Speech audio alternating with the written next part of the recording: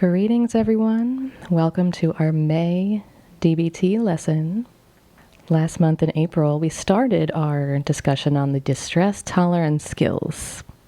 That's the module that we're going to discuss this second quarter of the year here. So last month, this month, and next month. We started off with our brief overview of why these distress tolerance skills are important. What are they? They're basically crisis survival skills for tolerating and surviving a crisis situation. They should be used basically when you feel like you're in a crisis and you're going to perhaps engage in a behavior that isn't safe for you in your best interest. But it's maybe a behavior that you've engaged in the past that has at least made you feel better in that moment. So what I'm here is to hopefully help provide some alternatives, from the stressful self-harming behaviors, okay? So last month we talked about the stop skill for engaging in impulsive behavior as well as pros and cons. This month we're going to talk about the TIP skills, TIP. We love acronyms in DBT. TIP skills, as well as distracting with wise mind accepts also being another acronym. So those are the two that I'm going to go over today. And then next month, we're going to discuss self-soothing and improving the moment. So TIP skills, TIP, changing your body chemistry.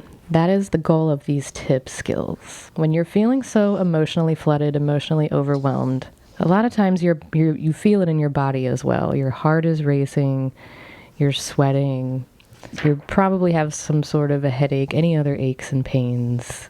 It's basically because your nervous system is on overdrive. And if you're experiencing high emotional arousal, it's going to be really hard to do most DBT skills, most mindfulness skills. So we've provided these distress tolerance or crisis survival skills because they can really get you back, hopefully, into your window of tolerance if you've been pushed out of it. So TIP, T-I-P. The T stands for temperature. The I is intense exercise. And there are actually two P skills, paced breathing and paired muscle relaxation. So the T in TIP being temperature. The goal is to reduce extreme emotion mind fast.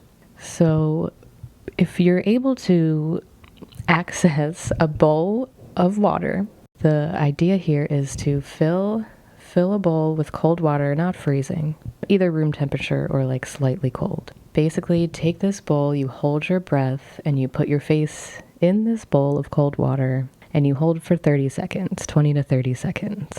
If you don't have the bowl of cold water, you don't want to do that because that would be very traumatizing for you. You can actually just take a cold pack or a Ziploc bag of cold water and just place it on your eyes or your cheeks. But the idea is to place some cold water on your face because it does help reduce your heart rate. So if you have any heart risks, definitely be mindful of that. And check with your physician ahead of time to make sure that you would be allowed to do this sort of intervention. What I wanted to add here real quick is a point about something called the dive reflex, the human dive reflex. When you dive into a pool of water, for example, something happens to our bodies. It turns off the parasympathetic system, reduces your physiological and your emotional arousal very fast. And so that's why what we're trying to do is simulate that. It's mimic that by immersing your head in a bowl of cold water or just putting a cold pack over your eyes and your cheeks. So the next part of TIP, I, is intense exercise. The idea is to calm your body down when it's revved up by emotion. And it doesn't have to be for a long time, only for a short while. If you can get your heart rate to 70% of the maximum for your age. So that's going to be different for everyone, depending on how old you are. There is a certain heart rate that's best for you. And basically, whatever exercise that you want to do that can raise your heart rate is good, but I want to stress here that if you are someone who's dealing with symptoms of an eating disorder, then this probably isn't a good idea to do 20 minutes of intense exercise. That's not good for your healing. So it does not have to be intense exercise. It really can be any sort of movement. That's my own sort of trauma sensitive, eating disorder informed modification to this skill. It doesn't have to be intense. You don't have to go to a CrossFit. You don't have to go sprint. You really can just go for a walk. You can do some yoga. You can do an activity that is still fun. Dancing. Playing a game that gets you moving or dancing is totally fine too. So try to be creative. Think outside the box for whatever exercise or movement you want to engage in. Now these two different skills, paced breathing and paired muscle relaxation. So paced breathing is special because you are trying to slow your breath down. A lot of times when you're emotionally flooded, emotionally overwhelmed, it's very hard to slow that breath down. Our heart rate is really high, and so it takes a lot of effort to slow that breath down. So what you want to do is you want to breathe deeply into your belly. You want to slow your pace of inhaling and exhaling way down. About 5 or 6 breaths per minute is the average. The key is also to breathe out more slowly than you breathe in. So for example, you could breathe in for 5 seconds, hold it for about 3 or 4, and then exhale for about 7 or 8 seconds. Doing that for a few rounds is absolutely going to slow down your heart rate, your body chemistry, and just get you back into that window of tolerance. Now, something you can also do is paired muscle relaxation. Paired muscle relaxation helps to calm down by pairing the muscles relaxing with breathing out. So while breathing into your belly deeply, you can also tense your body muscles. Not as much as you're gonna cause a cramp, but just gently tense them and then release. So breathing in, let's try with your hands first. So while you're breathing in, you can make fists with your hands, clench them for a few seconds, and then breathe out while you release those fists and that tension in those hands. You have the option to say the word relax in your mind while you're breathing out, but it's clenching and then release. That is how you do progressive muscle relaxation, if you've ever seen that before. So again, quick overview. Tip temperature of your face using cold water, intense exercise or movement, paced breathing, slowing down that pace of breathing, as well as paired muscle relaxation. Those are 4 tip skills to change your body chemistry, to reduce your emotion mind fast. Our second skill that we're talking about this month is distracting. Distracting with the acronym ACCEPTS. You may be wondering, when would I use these skills? When is distracting useful? When you're in a crisis, distraction can help you avoid dangerous behaviors, but distracting can be easily overused. So you don't want to use it as a routine method to avoid painful emotions. You do want to use it when the emotional pain threatens to become overwhelming. Sometimes your emotional pain or upset becomes so big, so intense, that you're in danger of being overwhelmed by it at work, at school, at a meeting, somewhere that you really can't afford to be pushed into an emotional crisis. So it is more appropriate and effective to distract yourself from those feelings in the moment instead of fully experiencing them. There might be also a time when you can't solve that problem immediately. So if not, then you can use distraction. That way you are able to focus on something else, accept the crisis. You'll be able to go back to it when you are able to solve the problem. But hopefully you'll be in a better mindset to do that. So our acronym of ACCEPTS,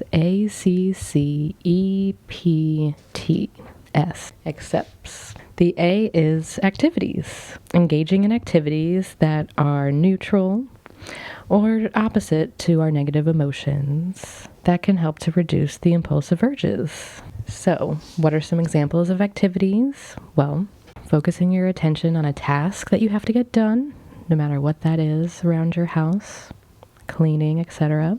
You could play a game. You can watch TV or a movie.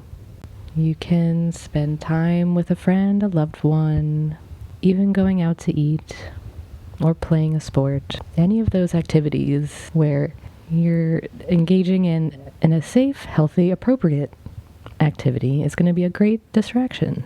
And that is the A in our acronym ACCEPTS. Our next one, the first of the two C's, contributing. Contributing meaning contributing to someone else's well-being other than your own. Participating fully in the experience of helping someone can make you forget about your own stuff, at least for a little bit. So you could find volunteer work to do, helping a friend or family member. Maybe you find some things to donate when you were cleaning your house. Anything that's thoughtful for someone else can count as a contributing activity.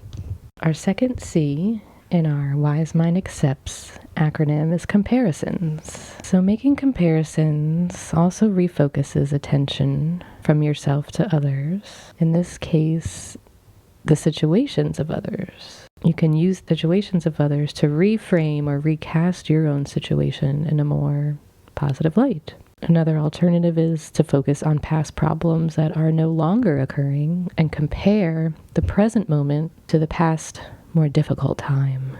For example, you can compare how you're feeling now to a time when you felt different. You can compare yourself to someone who is not as fortunate as you. You can think about people coping the same as you or not as well as you. Even watching reality shows about someone else's troubles can be a way to compare yourself in a more positive way. Our next skill in Wise Mind Accepts, E stands for emotions. Generating different emotions distracts from your current situation and negative emotion. This strategy interferes with your current mood state. So this technique requires first figuring out the current emotion so that activities for creating a different one can be sought out. So maybe drawing on that stop skill from last month, where you just stop, observe and participate.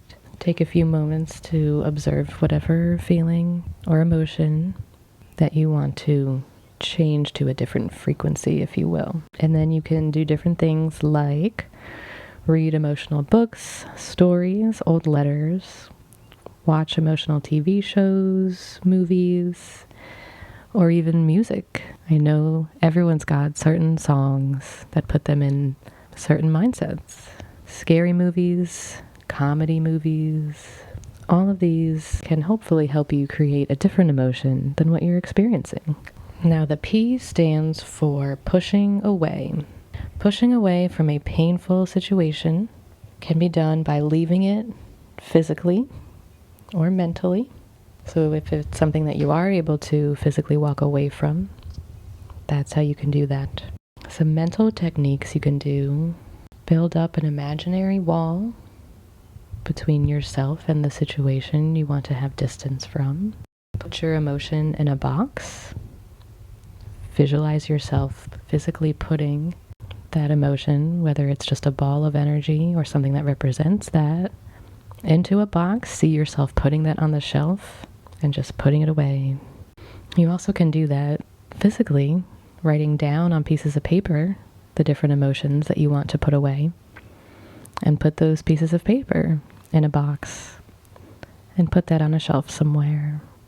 T stands for thoughts. Distracting with other thoughts fills your short-term memory so that thoughts activated by the negative emotion do not continue to reactivate that emotion. For example, you can count to 10, count colors in a painting that you see, or look outside, count anything that you observe. You can also repeat words to a song in your mind, sing that song in your mind, watch TV, read, or some puzzles. Even those activities can help you create different thoughts. And now the last one, S in accepts. S stands for sensations. Now intense different sensations can focus attention on something other than the emotional distress. So, for example, holding ice cubes is very helpful. Squeezing a rubber ball or a stress ball, listening to loud music, going out in the rain or snow, or taking a hot or cold shower. Honestly, that's probably my favorite one. When I'm feeling really overwhelmed and nothing else seems to be helping, taking a hot shower really helps me to regulate my emotions. And there you have our acronym WISE Mind Accepts, with activities, with contributing, with comparisons, with different emotions, with pushing away, with other thoughts, and with other sensations.